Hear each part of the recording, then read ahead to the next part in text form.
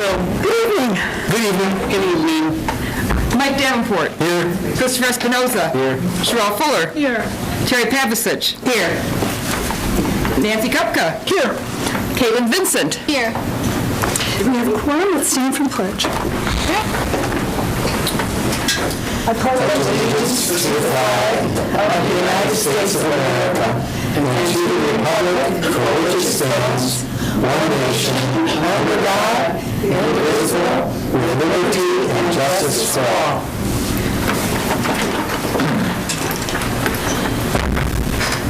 Okay. The first order of business tonight, we need a motion for the Board of Education to approve the minutes of the March 20th, 2023 business meeting, the March 20th, 2023 closed meeting, the April 10th, 2023 workshop meeting with action item, and the April 10th, 2023 closed meeting. So moved. Second. Mike and Chris? Thank you very much. Mike Davenport. Aye. Christopher Espinoza. Aye. Sherelle Fuller. Aye. Terry Pavasich. Aye. And Nancy Kupka. Aye, the minutes are approved. Reception of visitors, do we have any? No slips for the first reception. Moving on, we're going to have a review of the hybrid block schedule process review. I'm going to turn this over. I'll turn this over to Ryan. He's done a lot of work on. Hi, everybody. So I'm not presenting the survey results because it just closed on Friday at 4 p.m., which actually I think we closed it Saturday morning instead, just to make sure that we caught everybody. And so today I'm just going to go through sort of the process of where we've been, and where we are. I know we have a couple of the new board members here, so we'll tie it to the board goals, or I'm sorry, to the goals of the schedule overall. So as we're going through the survey results, it's all about communication and making sure that everybody's voices are represented. And so today, as I kind of talk through where we're at, I'm going to try to tie the questions that we present in the survey to the goals of the survey. I'm sorry, to the goals of the schedule. Sorry, if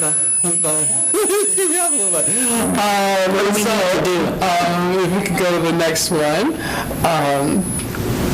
So for the initial schedule change, right, that it was an opportunity for teachers to get. Need to fix this. So thank you. For teachers and students to connect during the day. Also for extended week learning, at least one day in class. Also to reduce some stress levels throughout the week with a later start. And also one of the main ones was to make sure that students were preparing them for college and the workplace, and to make sure that we're addressing students' social emotional needs and future career planning on block days. So for the first goal, opportunity for students to get help during access, that we took the first semester survey and we made a couple of different decisions on changes, and so we simplified the schedule. We also streamlined and took out some lessons that were planned or offered them only for certain grade levels. Also, we tried to allow for more study time. We tried a student choice pilot. This is really bad. I'm actually going to try to move this closer to you. I'm thinking the gain on this microphone is going way up. We'll see if that helps. Thank you. Hello. Sorry, I'm just going back to my acting days.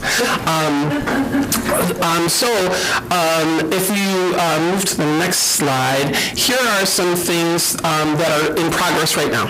So on the 25th and 27th, we have a teacher committee that we will convene, and we do a couple of things there.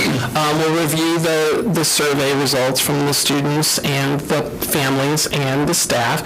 And we're also going to, again, revisit some of the access lessons, right? Students are still, like, the videos, and we've tried to remove some of those. Some of them are state mandated, and you want to make sure everyone gets the same information. Some of them are pretty specific, and so trying to figure out a way to engage the staff and the students together without it necessarily being video-based, so we're going to do that. Also on the 27th, we're looking at software for the Student Choice Program. The idea, the staff and the students said, like, yes, we would like to do that, but the technology of the form was an issue, and so we're looking at software that will answer a lot of the concerns that the staff and the students had about that initial pilot. Also, we're looking at interventions during resource. First semester, you remember that part of the survey results were talking about student structure, making sure that students who maybe weren't using the time as wisely, how can we get them to use that time a little bit more wisely? And so we're going to be talking about that, and then continue with the survey results. That we also sent an email out to the staff asking, if you're not on the committee and you have any ideas, why don't you present it to the president of the union or the vice president of the union or me, and we will bring those to the table.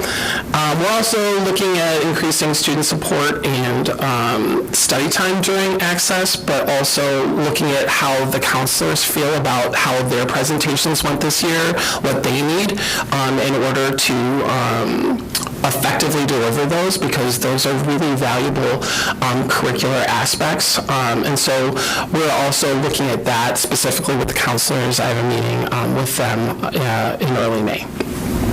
Also, at the bottom, you can see I have some questions related on the survey. So those are questions that I specifically asked that will help us gear how are we doing towards goal 1. So we asked them about the adjustments to the schedule, how'd it go, are you feeling better about it? And then also the last 3 questions on the survey for families, students, and teachers, I took the benefits and challenges that were sort of our high flyers, our sort of top 15 benefits that people reported out in the free response section from the fall, and also the top challenges, 15 or 16 challenges that people reported from the fall, and I just listed them. So they could select the benefits that they're still experiencing or select the challenges that they're still experiencing. I think that helps transmit the transparency about some of the statements that came through from the fall, and also how they're feeling about it. And I can sort of quantify it with numbers by how many people chose that. And then the last one was open response. And so, those 3 will be there. So on the different slides for the goals, you'll see questions that we're asking towards the goal, and then also benefits or challenges that were available for people to select that also help us track our progress towards that goal. How many teachers are on the committee? 25 to 30, depending. Are those department chairs? That's a great question. So when Josh reached out to the staff, he tried to get people from both buildings, also have every department represented. We also have support staff on there. Josh and Jocelyn, who were president and vice president of the union, they're also on there. We have 2 department chairs from each building, and also there's an AP from each building that would be there. Our principals tend to attend. They don't attend the whole time. One might attend one might attend the other. And then Karen Spartanis is covering for Josh while he's out on paternity leave. And, we just communicated earlier today and said if, there are other people who have shown interest, absolutely have them come. So she's reaching back to some staff members to see if they're interested in attending as well. It's kind of random. It's open to anybody. Yeah, it's after school, so it's voluntary, and we do it from 3:45 to 5:15. We'll do it twice. So we'll cover half the survey, and then our goal is about access, and then we'll cover the other half of the survey, and then we'll look at the student choice and interventions specifically for resource. And this is a new committee. No, we did it in the fall as well. Yeah. It's the same people from the fall, and so they can weigh in about whether or not they see progress based on the comments, and also they help make recommendations, and so yeah. next. Yes, please. So for goal 2, we have a couple of questions on there about deeper extended learning. So we asked the families and we asked the teachers. We're also asking about whether or not they feel like they can cover the same amount of curriculum or skills this year. That's a teacher-only question. And then there are several benefits or challenges available for selection. So you can see that whether it's a lab class benefit or on the block days that they don't feel like they can do enriching because they feel like they're trying to put in 2 periods. So we tried to balance it out for everyone and to encapsulate all of the feelings that they might have with their experiences this first year, because for the first year it's going to be a challenge, and staff, students, and families are feeling that challenge this year. And like Hank often says, he's like, the first year is always the most difficult year. If you go to the second slide, this will be a little bit like, I won't try, I'll try to go get it around. So I was trying to think, teaching is a calling, and sometimes it's really hard to understand the emotion that you kind of put in your teaching and in your planning and how that comes off in the classroom. And so when I was teaching AP in District 204 a long time ago, and we decreased from 52 minutes to 47 minutes, I had a heart attack, right? I went into my department chair's office and I added up the minutes and I said, how am I supposed to do this? And, I worked through that first year and I did, and I got better each year. But the emotion that goes along with that, I think, it's tough, especially the first year. So when you're redesigning lessons, you think you know how that's going to go. You have 78 minutes, and if you get to minute 78 and you still have 6 minutes left, that's tough. And so next one, because you're thinking, I don't have all of the minutes that I'm going to get. And then, if I don't see them the next day, I'm thinking, wait a minute, I had a lesson plan, I'm stuck, how am I going to get it? And then if I go to the next one, if my student is absent on a block day, phones are, crazy. And also, if my students aren't doing their homework, I may have lost time in setting it up. I have my other responsibilities of reaching out to families. And then in the end, if I have an AP course and I have course expectations there and the test is coming up, all of that stress can roll up. And even if your students are feeling good about it, you may not be feeling good about it. Or you may, in your discipline, you may be feeling great about it, but people down the hall don't. And so I think after the first survey results, some teachers told me that they were surprised at how negative some of the responses were, and other teachers thought that I was, making it more positive than it was. And it's because everyone's experience is so different, and also across content it's so different. And so, next slide. A lot of concerns came out about how students would perform. These are just grades over the last first semester over the last couple of years. And you can see from last year to this year, schedule to schedule. Obviously, 2020 is not there because of all of the things that happened. But it's almost identical. And that feeling, right, doesn't go away, right? So I know that when my AP scores came out every year, I sat on the phone with my partner who also taught the same class, and we went through what our results were and our kids were, and I know that we're not supposed to do that, right? Because it doesn't reflect specifically on us, but it does.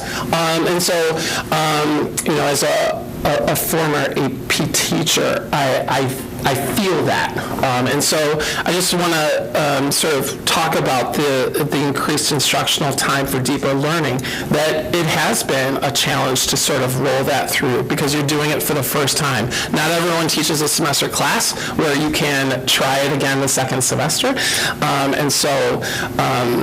But I'll just say that, this year is the tough year, and then hopefully, we will gain momentum there on the second.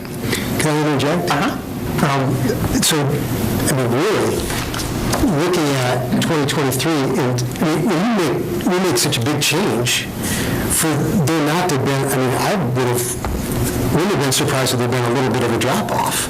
The fact that we haven't, to me, seems like a big win for a year where we've gone through an extraordinary amount of change. This is promising to me. Yeah, absolutely. And, and now, again, I want to make sure that this is macro level, right? This is across all students. So there are some students that feel like they're doing better in this, and there are other students that feel like they're not doing as well in this. But across the whole student body of schools, there hasn't been a shift. Okay. All right, next one. She was agreeing with me. So later starting today to reduce stress throughout the week, we asked some specific questions about that. We asked about the absences and being more engaged during the day. That was also a question we asked in the fall, so we can see if there's any growth there. And also feeling how have we adapted to the schedule. That is a specific question for staff. And then again, benefits and challenges. I believe Sherelle asked me if I had any questions on there last time about students who take the bus. So I added one about are they receiving the same benefits about the bus, if my bus arrives earlier or am I still getting it at the same time? And so I added those in there, and then also sort of talking about balance. I put goal 4 and 6 on the same slide because I think they're sort of intertwined.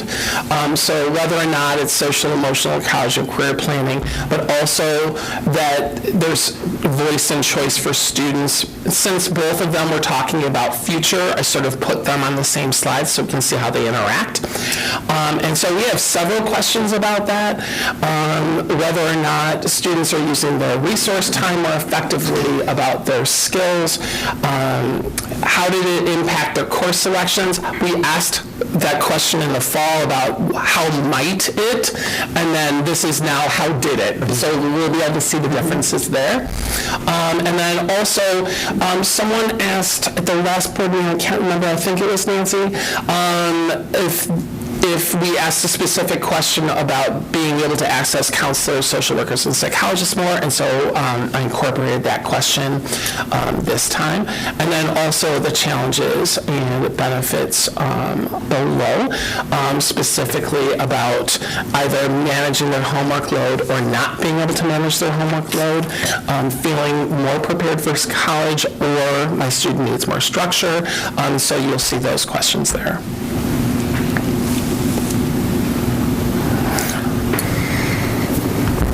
So when we talked about the later start and about using the time, oftentimes it comes up about creating time during the day for a resource and why did we create that time. I just wanted to remind everybody that really it's just more of a shift.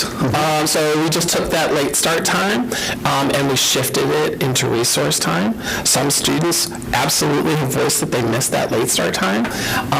And we are trying to add programming in during the resource time so that students that were, one, they're at school so they're able to have that programming. And we've been trying to add different things. You know, some have hit more than others. So on the next slide, you can see what we've done in resource this year so far. One, I'm just going to highlight, so in case anyone at home is watching, we do have Westmont Park District and Woodridge Park District coming in this week and next week. They're going to have a table in the commons at both schools.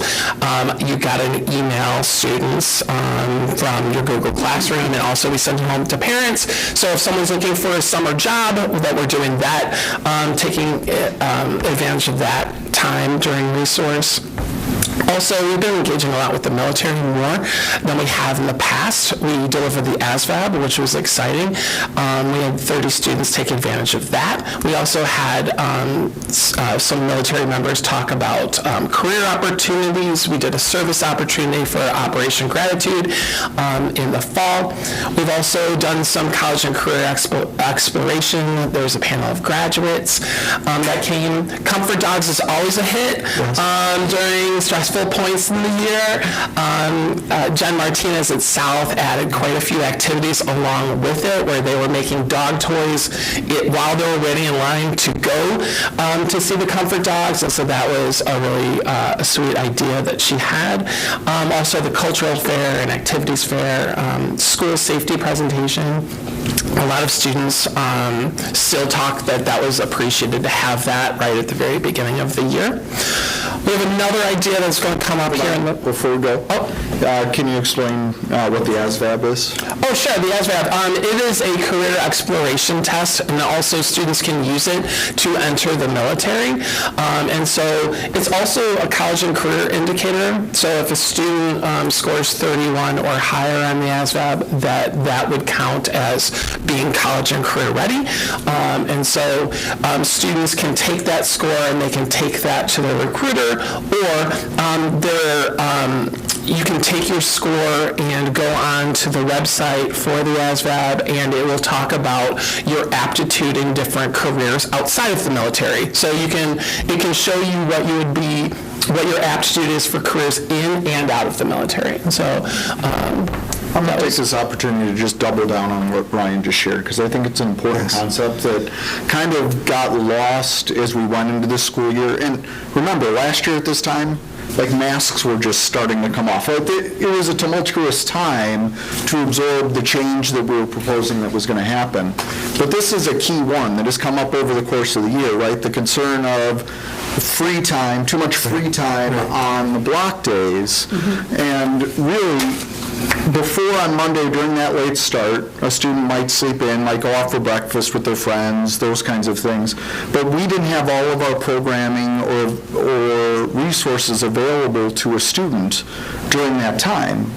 Now, when that time slides into the middle of the day, on that one block day that it falls, so we're talking about one day a week where that falls, just like it was one day a week before, now we can offer all of the resources that sit in our College and Career Center, our counselors, our psychologists, social workers, deans, all of those kinds of things. And then even in this first year, as we're just getting up and running, all of these other opportunities were available to students during that resource time that wouldn't have been available in the past during the late start time. This is just in year one as we're starting to get things up and going. So it feels different, obviously, because it is different, but the time shift is pretty equivalent between last year of free time, unstructured time, to this year to where it falls in resource. It's something that we probably should have been better at pointing out. I should have been better myself at pointing this out last year at this time as we were looking to make that change. I will just say it was a little tumultuous at that time. So if I was to go back, this is one thing I would have done better for our community of explaining like how that shift in time works. It was one day a week before. It's still one day a week now, but we can offer so many more opportunities for kids in that time than we could in the old structure.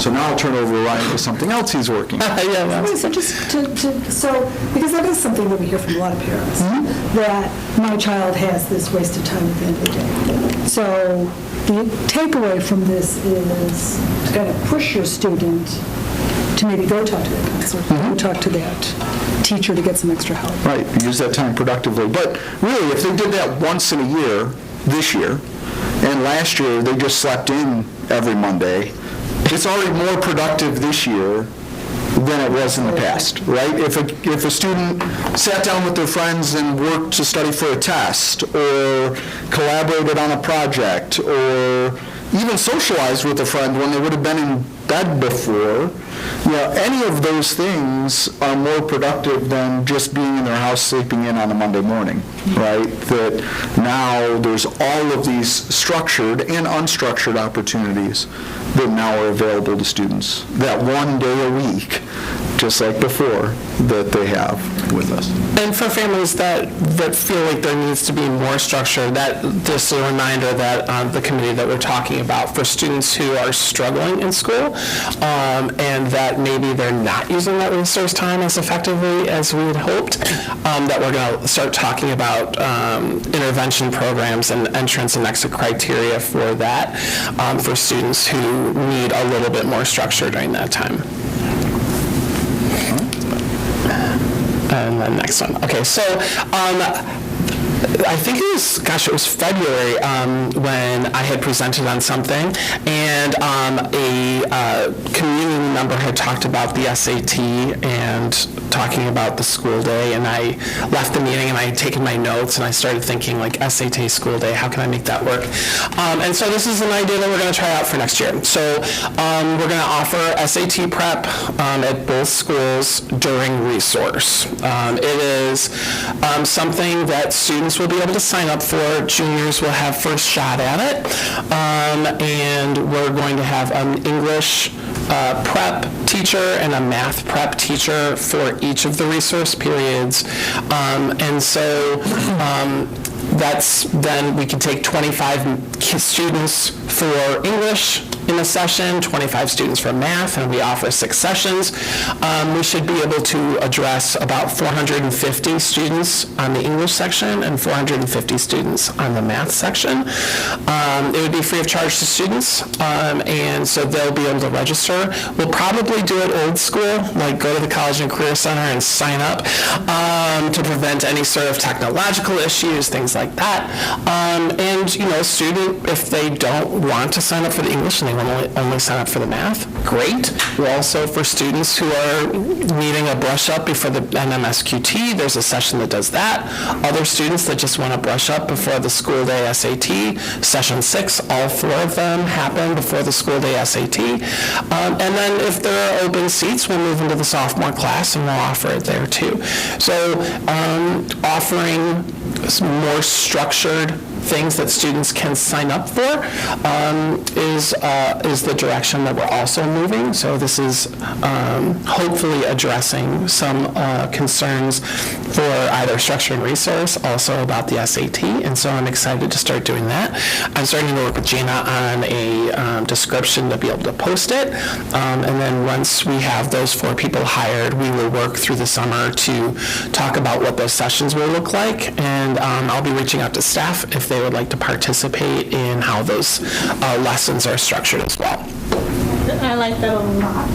So will you have, it'll be more of a first, I just envision all the students going to come running from this. Yeah, it depends. Yeah, I mean, every time I think like, oh, this is going to be a packed house, and then only 5 kids come, I'm like, I do think that students, yes, it will be first come, first serve, and we'll have, I think we're going to do just an old school sign up. But I do think that students at the beginning of the year, like if some students are going to want to roll through and do it in the winter, some students are going to want to do it right before the SAT, other students are going to want to do it before the NMSQT. So I do think that students will tend to space that time out. Also because it's a 60-minute, it would be like 60-minute lesson that they would still have about 20 minutes of a resource available to them. So I think that makes it a good use of a lot of their time, but they still have a little bit of their social time if they need it. And so I'm excited to continue to explore this with Gina and work on this through the summer. One other question, because we're also inundated with information, so everybody's on information overload. Yeah. I think, how are you going to, I think I've asked this before, advertise this to the students to make sure that they know it's available to them, and when school starts, will you Yeah, we're definitely, so with the first session being August 29th, 30th, that's the second week of school. So I do think that we're going to advertise it at the beginning or the end of the school year this year, but summer erases a lot. As we do the back to school push, that I have to work with Arwen and Courtney with their messaging. Also with, on the first day of school, it's, a half day for freshmen, half day for juniors and seniors, or maybe it's freshmen and then sophomores through seniors. That will have to promote it there as well. There's like a large presentation that happens, and then they go through their different classes. And then we would do it at the beginning of the day on one of the days of the week, so they had an opportunity to really hear about it, both long-term and short-term. Do you have teachers maybe targeting some students that they know are going to need it? I think that to sign up for the first session, I don't know if teachers would be able to target students. No, yes, but I do think that as students are, working through their classes, teachers may come down and say, like, hey, if you haven't signed up for it, you might want to. Because teachers tend to know which students are going to excel and which ones aren't. Yeah, and I do think that, with the SAT, and not to go on a tangent, but with the SAT possibly going to being online next year, that, pushing out Khan Academy practice is going to be super important. So one of the things with this one as well, that the tutors would be working with them through Khan Academy so that they're practicing between sessions, so they're not only getting the prep, but they're also getting used to taking a test online. So it looks like it does, but do they line up with the other dates during the year when the SAT is given? Like the December test, kind of? Yes, I didn't necessarily, so to get the 4 sessions in, I was like, all right, I have to have it before the school day SAT, and I have to have a session where most of the sessions are done before they take the MMSQT, and then the rest of them, if there's not a resource week because of X, I couldn't use that week. So this is basically almost every week throughout the year. Yeah. I was so excited when I saw this. Seriously. So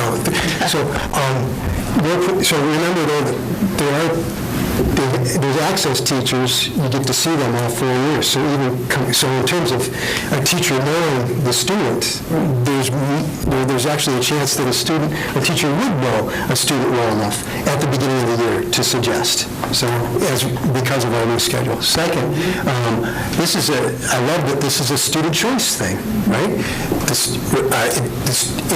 They get to own it. I'm deciding to do this. And then third, it's available to all students, not just the students whose parents can afford to pay for, right? And I certainly would have loved this for my students. So I just another huge benefit to our schedule allowing this sort of thing to happen is just fantastic. It's one of the reasons why economics are a great predictor of test scores. Yes. Because those families that can afford to open these opportunities up for students can and set those expectations, and then can find the time to get students to those things and all of those things. With this being free to all of our students, starting with our juniors, it being available during the school day when they have time set aside to do these kinds of things, makes it a huge value add for our families. And the student choice piece of it, if you're a student who isn't looking to go on to college and does not feel like you need to invest as much in preparing for SAT, you're not being forced to do that. No.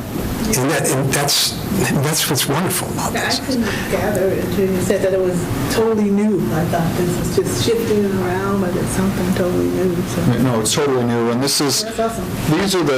these are the types of things, and what you saw on the last slide, that as our schedule, as our years gain momentum and traction, and these things go into place, that if you were to say, well, we'd like to go to a schedule where students have less time, people would be like, but what about the free SAT prep? What about the ASVAB? What about the job fairs? What about, these are all these new opportunities that we have the opportunity to build in the schedule in which it appears now that we couldn't have done before. Like, there just wasn't time in the day to make these things occur. And as Ryan said, like, you can offer this up, and students still can do this and still have some time to get some homework done or stop by and get help or see their counselor, those kinds of things, because we're not taking up the entire resource. So, these are the things, this is what, back when I was a tech guy, these are the changes that we would call transformative. Like, once they're in place, you can't take that away, otherwise people are upset that you took away that.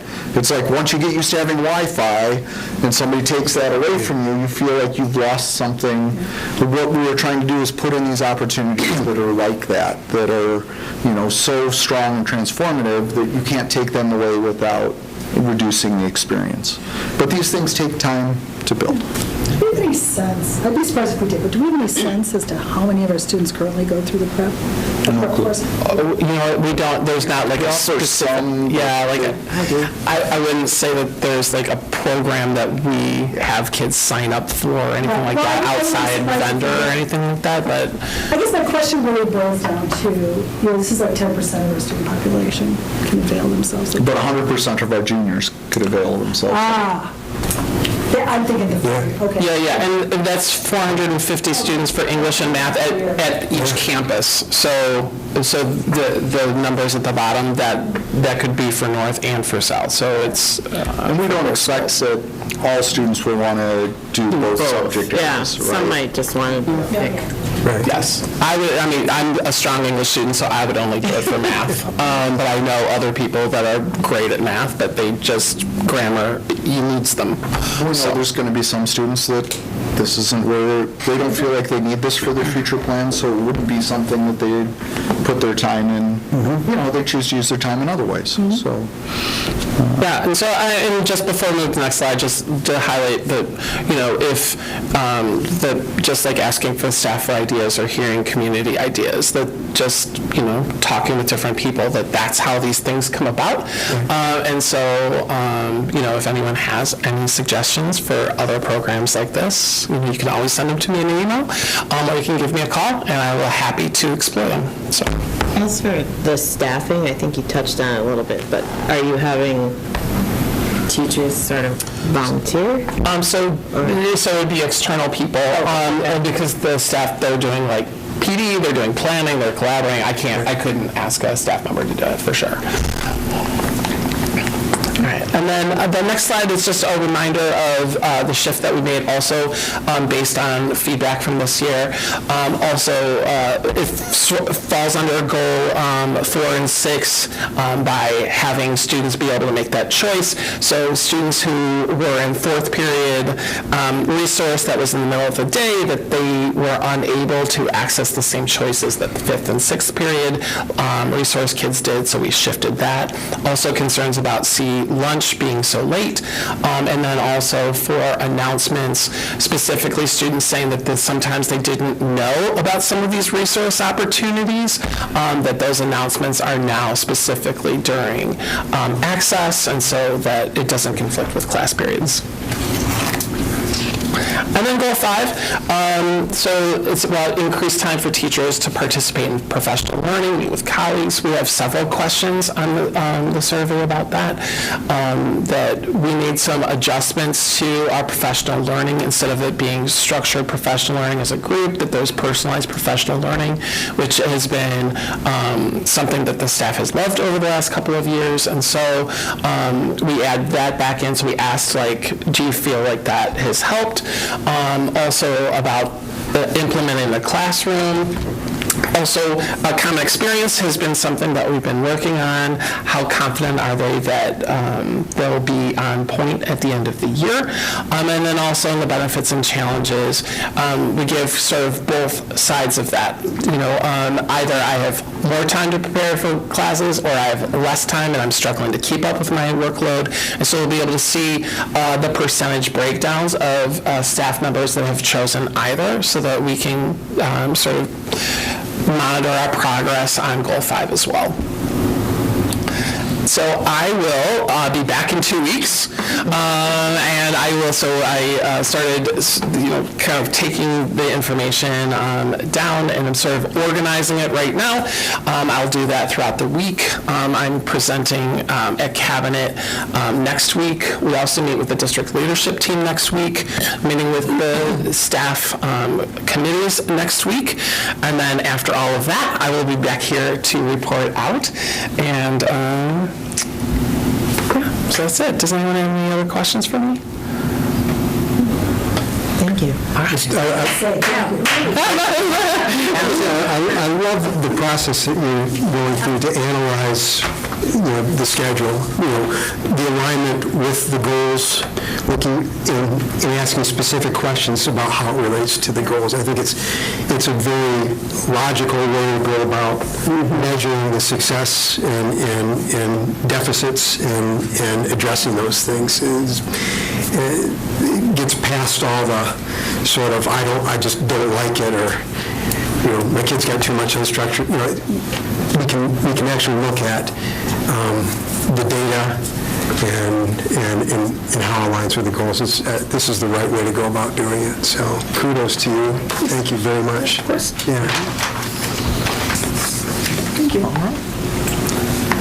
Next topic is the third quarter financial report. Is this going to be as exciting as the last presentation?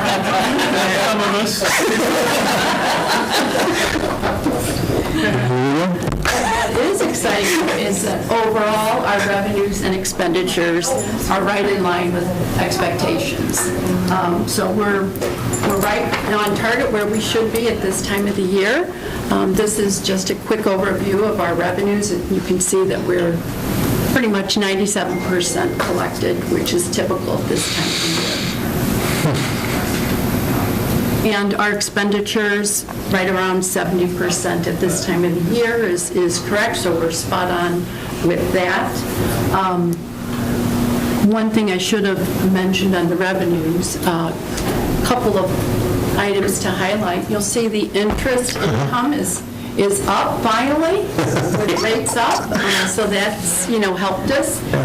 And the other area is that the state has been making their payments on a regular basis, so they're not behind. Wow. That's a good. I think in our 12 years, I don't know that we've heard a report like that, so that's good.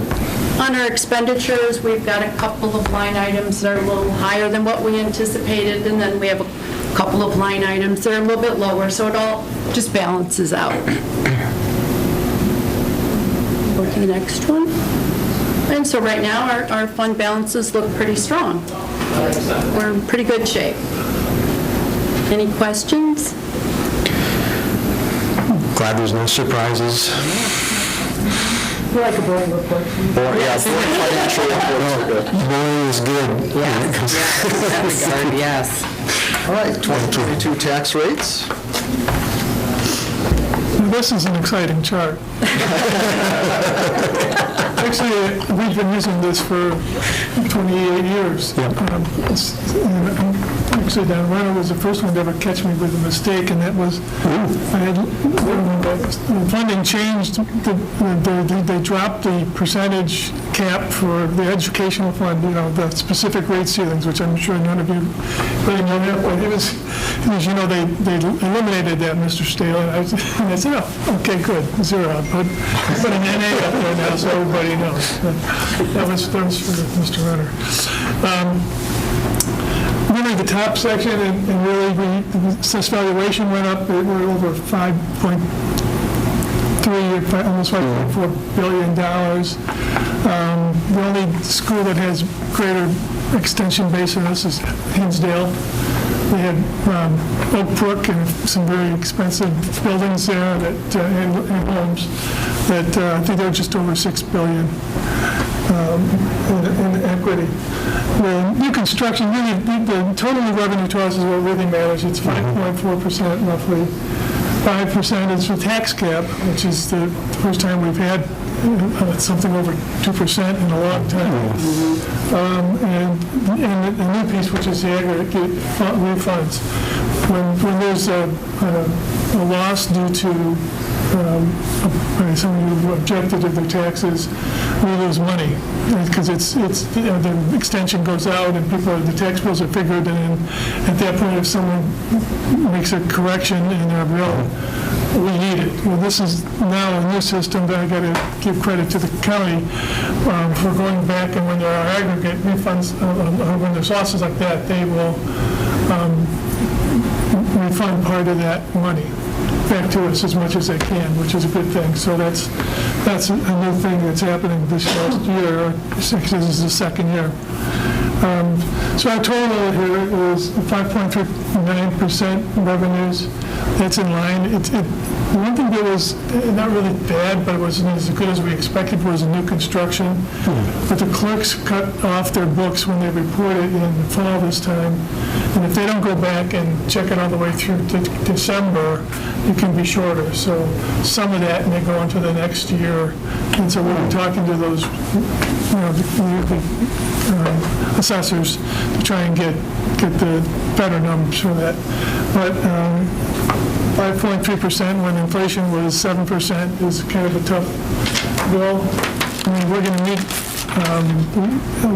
meet like we just talked about what we want to do by the end of the year, hopefully, but that will be a tough thing if we don't, when we don't get all of the tax in 1 year. That's about it for that. Then I hope we had a chance to look through the report. Well, we did. This was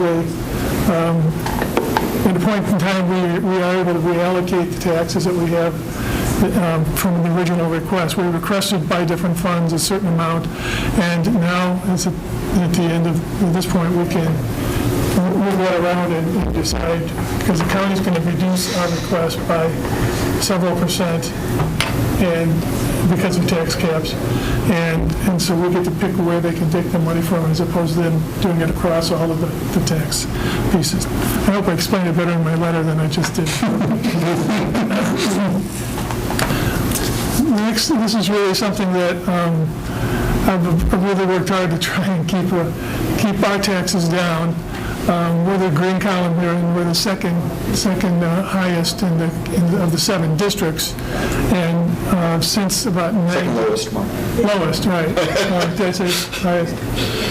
It's second lowest out of the 7 high school districts in DuPage County. The only one, if you look at the following, that's 86, and then they've got Oak Brook, and until we get an Oak Brook, we'll be able to catch up to them, but and keep our rate even lower. But it's consistently been lower than been the second lowest for about 20 years now. So I'm very happy to be able to say we do care about the tax bill in our community, and we watch it and try it. Even with the adjustments we made when we issued bonds for all the new construction that we did at the 2 schools, we made sure that the payoff of the debt service would keep us still at a stable and low rate. And we aren't going up far, but we caught it at a time when interest rates at that time were low, and we really did everything right in that one. There was really a good chance for us to go a little bit longer on our bonds and ultimately not pay more just because we're going out to a further payoff. Yeah. That's really about that for the taxes. There's a property tax abatement. There's one adjustment that we make to our taxes. Rexnord is a corporation that came in 2017, I believe it was, and in order to attract them to the area, both the elementary District 58 and District 99, as well as the village, all kind of put some money in the pot. Our money in the pot was to, when we start taxing this 200,000 square foot facility, which is a huge increase to us, we'll rebate some of the money and give it to them. The first year we gave them back 10%. Now, after a few years. First year was 90%. I'm sorry. 90%. Keep me honest tonight, yeah. In my head, I'm trying to keep those numbers straight. So that we abated 90%. Now we're down to 60%, and eventually it'll be 0. And the good thing about using it this way instead of just waiting, like doing it at TIF, is we got credit in the new construction area right away for it. So we were able to tax tax this property right away instead of a more complicated device, which is a TIF that they could have used to wait 23 years before we can put it on Which we've had to do. the books. Right. We've done that. So we have the action that will require tonight for you to approve that rebate to Rexnet Corporation or facility. And I think the last thing that I'm... Questions on either of those two before we move on? Okay. All right. You could see now you could have the way I presented that. I appreciate you checking on me. Last thing is the working cash transfer, and this is just facilitating what we did, the plan for the T99 facility to double the size of it basically. And this is the funding mechanism. It's going to come from our bond issuance, that working cash bond that we issued and have. Technically it goes to the building fund, and then it'll go from the building fund to a construction or type fund. So as the progress goes on with the construction. And we thought we were going to catch a real nice couple of weeks right up here, but it turned to winter again. Yeah. Maybe Jim will take that for me. So that's it. This is just the You mechanics just got of... a resolution, you just got to go through and pass the money down to the operating fund. Yep. Yeah, this is just the mechanics of getting the money in the correct account. We already have the money. It's just putting it in the correct account so we can pay the bills. So when you write the check, it doesn't.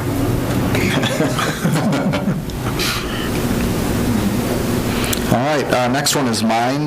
This is one that DuPage County has been working on over the course of the year. They have several of these mutual aid response team agreements between other public entities like the police, the fire department, the hospitals, those kinds of things, that if a major event happened, natural disaster, accident, any of those kinds of things, that there would be organization from the county level of requesting resources and then the individual schools providing those. We've done them in the past, that's just how we work, but this kind of formalizes that and provides like a leadership structure, a training structure, and provides a little bit of funds to the ROE to bring in some software to help them manage these kinds of processes. So it formalizes what we've done informally over the years. So it's our recommendation tonight that the board enters into that IGA. Really, the cost to the district is $250 a year to start, and the agreement doesn't allow it to go over $400 a year, and that is to pay for that software development and maintenance for managing that response. So it's my recommendation that the board enters into that IGA this evening. We're better prepared countywide for something potentially to happen. Hopefully we don't have to use it. That's the main... Yeah, hopefully it's like insurance. You hope that you never have to use it. It's a very small investment, but it could pay huge dividends if it's needed. Yeah. So. It'd be nice to have an electric sign to let the community know if they did need to go home. Digital sign, you mean? Yes, that would be a fabulous thing. Jim, capital improvements. I'll take over. So these are the last two projects. A little different. This year I approached the capital projects, and two of them I pulled out, the two that are here tonight. I felt that we didn't need architect, engineering, and project management. So I put the packages together, the bid specs together, and I will project manage these two. So they're both at South. First is the fine arts flooring. Can I just say thank you for saving the district the costs of that? You know the cost, so it's... No, we just kind of blew right by that, and I just... Counts. Thank you. Whatever we could put back into capital means another project can get done, so it's always good. We received 6 bids for this. It's rolled carpet that was put down in old tile, so all that will be torn up. There is no asbestos, and it's roughly around 11,000 square feet, so about 2 weeks' worth of work in total.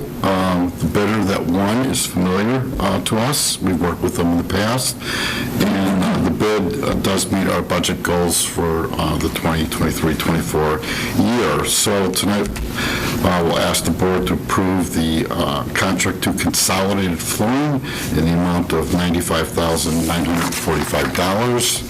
The other project is the student parking lot. Again, good bids. We had 9 total.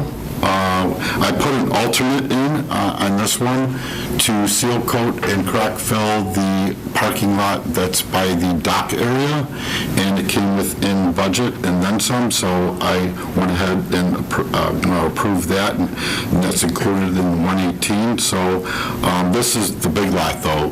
We're moving all the way down, building up, putting two inches down, so and striping after completion. So big lot over there. This will be at least a week's worth of work or more like 9 days. Hopefully it doesn't rain. But again, this meets our budget goals for 23-24. So tonight, we're going to ask the board to approve a contract to Murphy's Construction Services in the amount of $118,800. Questions? I will answer. Just, Mark mentioned, we are on schedule at CSD99. Obviously, we're out there. If you've driven by there, that's the side of the building's dug up because we're pouring the structural and getting ahead of the game so we can open in August. Everything's going well. Nothing out of the ordinary yet. Sort of say on the court style, I'm sure the music folks are more appreciative of that than having acoustically, we'd rather have the harder surface on the floor than the carpet. Plus, it'll last a lot longer than the carpet that you're pouring out. So it's an investment, the life cycle cost is much better with that too. The rolled carpets are gone and probably not coming back for many schools. All right, these are both action items later on this evening. Freedom of information requests, we have received several. We filled them. They're posted up on the website. If somebody searches for FOIA on our website, they'll find those FOIA requests. Okay. Moving on to the consent agenda. We need a motion for the Board of Education to approve the consent. We need a motion for the Board of Education to approve the consent agenda as presented, which includes the personnel report, appointment administration, appointment certified, appointment classified, transfer of position exempt, transfer of position classified, the personnel report, honorable dismissal certified, resignation classified, the personnel report, salary and benefits, wage increase classified, wage increase administrative, the financial pages, the student trips, 2023 to 2024 amended calendar, 2024 to 2025 amended calendar, and the DAOES board appointment. So moved. Second. Mike and Joanna. Thank you very much. Mike Davenport. Aye. Joanna Vasquez Drexler. Aye. Christopher Espinoza. Aye. Sherelle Fuller. Aye. Jenny Hagstrom. Aye. Terry Pavasich. Aye. And Nancy Kupka. Aye. The consent agenda carries. We'll move now to the action items. The first one is a motion for the Board of Education to adopt the resolution entitled Resolution Authorizing the DuPage County Clerk to Extend Specific Tax Rates for Tax Year 2022. So moved. Second. Chris and Joanna. Thank you very much. Christopher Espinoza. Aye. Joanna Vasquez Drexler. Aye. Mike Davenport. Aye. Sherelle Fuller. Aye. Jenny Hagstrom. Aye. Terry Pavasich. Aye. And Nancy Kupka. Aye, the motion carries. Next, we need a motion for the Board of Education to approve the resolution authorizing property tax abatement for the Rexnord facility for the 2022 tax year. So moved. Second. Mike and Jenny. Thank you. Mike Davenport. Aye. Jenny Hagstrom. Aye. Terry Pavasich. Aye. Joanna Vasquez Drexler. Aye. Christopher Espinoza. Aye. Sherelle Fuller. Aye. And Nancy Kupka. Aye, the motion carries. Next, in view of the current financial condition of the district, the Board of Education will consider the adoption of a resolution abating the working cash fund of the district. We need a motion for the Board of Education to adopt the resolution abating the working cash fund of Community High School District Number 99, DuPage County, Illinois. So moved. Mike and Joanna. Thank you. Is there any discussion? Can you please call the roll for a vote upon the motion to adopt the resolution? Mike Davenport. Aye. Joanna Vasquez Drexler. Aye. Christopher Espinoza. Aye. Cheryl Fuller. Jenny Hagstrom. Aye. Terry Pavasich. Aye. And Nancy Kupka. Aye. The resolution is adopted. Mrs. Snyder, please record this in the records of the Board of Education. Next, we need a motion, for the Board of Education to approve the intergovernmental cooperation agreement for mutual assistance in response to crises in the public schools of DuPage County, Illinois, substantially in the form presented by the superintendent, and to authorize the president and secretary to sign the agreement. So moved. Second. Mike and Chris? Thank you. Mike Davenport. Aye. Christopher Espinoza. Aye. Cheryl Fuller. Aye. Jenny Hagstrom. Aye. Terry Pavasich. Aye. Joanna Vasquez Drexler. Aye. And Nancy Kupka. Aye, the motion carries. Next, we need a motion for the Board of Education. Did I just do that one? Got my motions confused. No, I did not. Motion for the Board of Education to approve contracts for the student parking lot. Jim Murphy's Construction Services, LLC, for the amount of $118,800. So moved. Second. Mike and Sherelle? Thank you. Mike Davenport. Aye. Cheryl Fuller. Aye. Jenny Hagstrom. Aye. Terry Pavasich. Aye. Joanna Vasquez Drexler. Aye. Christopher Espinoza. Aye. And Nancy Kupka. Aye, the motion carries. And finally, we need a motion for the Board of Education to approve contracts for the Fine Arts Flooring to Consolidated Flooring of Chicago, LLC, for the amount of $95,945. So moved. Joanna and Mike. Thank you. Joanna Vasquez Drexler. Aye. Mike Davenport. Aye. Christopher Espinoza. Aye. Cheryl Fuller. Aye. Jenny Hagstrom. Aye. Terry Pavasich. Aye. And Nancy Kupka. Aye, the motion carries. Second reception of visitors, did we get any? I have nothing. Nothing. Okay, moving on, we'll have communications and announcements. Rand, Jenny, anything? Nothing new to report. The last meeting of the school year will be April 27th in person. Sassad, Joanna? District 99's representative member for the Board of Directors and the Governing Board will be expiring. Probably Dr. King knows about it. He will be the new representative for the Board of Directors. And a new representative and an alternative are needed to be elected to CSD's Governing Board. Okay. That's with the next board? Yeah. And also... By the end of June, I believe. By the end of June? Okay. Yeah, so you want to, that's what I was going to add, but you said it. Stole your thunder. That's all right. Also, CSD and District 99 are working out the logistics to host CSD's opening day on August 10th, and it is still in the planning stages. Wow. Thank you. Terry, 99 Foundation? We're meeting Wednesday. Is there anything in IASB? Nothing new. Nothing to bring. Okay, upcoming board meetings, we will have, our next board meeting will be May 1st, 2023, the workshop meeting here at 6:30. On May 15th, we'll have a regular business meeting at 6:30 PM here at the ASC, and that will be followed by the organizational meeting and another regular business meeting of the new board. I'm going to be asking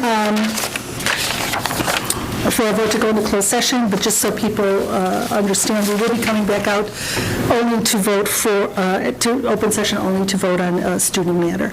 So I need a motion to adjourn.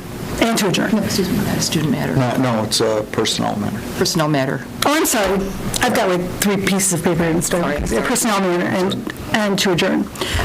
So I need a motion to go into closed session for the appointment, employment, compensation, discipline, performance, or dismissal of specific employees, specific individuals who serve as independent contractors in the park, recreational or educational setting, or specific volunteers of the district or legal counsel for the district, including hearing testimony on a complaint lodged against an employee, a specific individual who serves as an independent contractor in a park, recreational, or educational setting, or a volunteer of the district, or against legal counsel for the district to determine its validity. Student disciplinary cases, and the purchase or lease of real property for the use of the district, including meetings held for the purpose of discussing whether a particular parcel should be acquired. So moved. Sherelle and Joanna. Thank you. Sherelle Fuller. Aye. Joanna Vasquez Drexler. Aye. Mike Davenport. Aye. Christopher Espinoza. Aye. Jenny Hagstrom. Aye. Terry Pavasich. Aye. Nancy Kupka. Aye. We will be going into closed session. Thank you.